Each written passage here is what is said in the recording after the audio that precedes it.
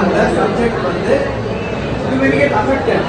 எப்படின்னா ஒன்று மார்க்கு கம்மியாகிடுச்சு, இல்லை போர் அடிச்சிருக்கலாம், இல்லை அந்த டீச்சர் ஆக்சுவலாக அந்த டீச்சர் நல்லா உங்களுக்கு ஸ்டார்ட் ஆஃப் டீச்சர் உங்களுக்கு அந்த டீச்சர் மேலே உள்ள பர்சனல் நீங்கள் எதிர்பார்த்த மாதிரி அந்த டீச்சிங் இல்லாமல் இருக்கலாம்.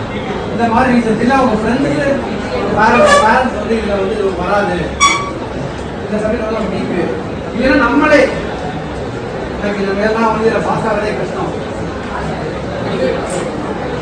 வேணான்றது இப்போ இல்லை, எப்பயோ ஃபர்ஸ்டோ செகண்டோ தேர்டோ நீங்கள் படிக்கிறப்ப நீங்கள் முடிவு பண்ணிருக்கீங்களா அதான் யோசிச்சு பாருங்க. இப்போ உங்களுக்கு மேத்ஸ் பிடிக்கல, இந்த கெமிஸ்ட்ரி பிடிக்கல, பிசிக்ஸ் பிடிக்கல அப்படின்னு நீங்கள் முடிவு பண்ணுறது இன்னைக்கு கிடையாது. நீங்கள் கூட சூப்பராக இருந்தலாம், அந்த தாட்டு அந்த பிஹேவியர் தான் வந்து உங்களுக்கு இப்போ வரைக்கும் உங்களுக்கு மறுபடியும் வரும்.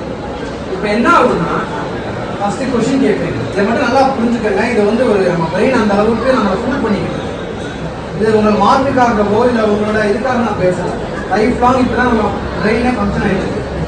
ஃபர்ஸ்ட் கொஸ்டின் வரும். ரெண்டாவது ரீகலெக்டிங், முன்னாடி நம்ம செய்த சில தவறுகள், மேத்தமேட்டிக்ஸ் வருவாங்க உங்களுக்கு லேப் கஷ்டமாக இருக்கும், இல்லை உங்களுக்கு ஃபிசிக்ஸ் கெமிஸ்ட்ரி கஷ்டமாக இருக்கும், இப்போயோ 5th 6th 7th படிக்கிறப்ப. மூணாவது ஜட்ஜ்மெண்ட், முடிவு பண்ணிடுறது. அப்போ நீங்கள் முடிவு பண்ணிடுறீங்க எனக்கு வராது, இதை நான் செய்ய மாட்டேன், இது கஷ்டம், மேத்ஸ்னா கஷ்டம், கெமிஸ்ட்ரினா கஷ்டம், என்னப்பா CO2 O2 CO2 என்னமோ சொல்கிறாங்க, மேத்ஸ் சொல்கிறாங்கன்ற மாதிரி நீங்கள் கிரிக்கெட் ஆகிருப்பீங்க.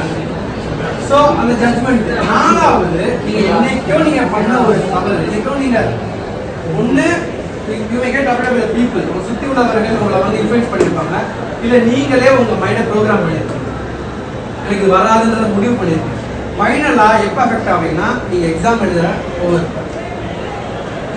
எக்ஸாம் எழுதுற அன்னைக்கு படிக்கிறப்ப உங்களுக்கு பெரிய ஒரு ப்ராப்ளம் ஆகும். என்ன எதனாலன்னா ஃபஸ்ட்டு நீங்கள் கேட்குற அந்த கொஸ்டின் ஆரம்பிச்சு நம்ம கேட்குற கொஸ்டினே நம்ம மாற்றணும்.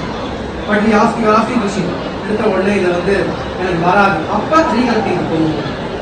இதுக்கு முன்னாடி நடந்த விஷயங்கள் ஆக்சுவலாக இது உங்களுக்கு வெளியே தெரியாது, சப்போர்ட் நான் தான் உங்களுக்கு கேட்கணும்.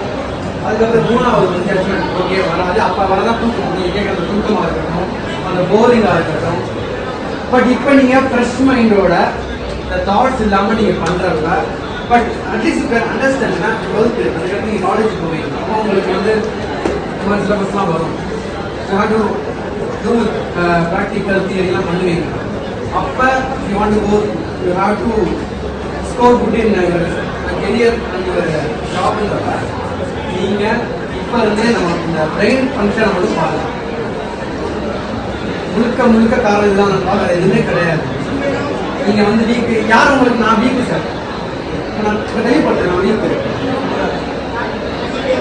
பார்த்துக்க, நான் வந்து ஒர்க்கு கிடையாது,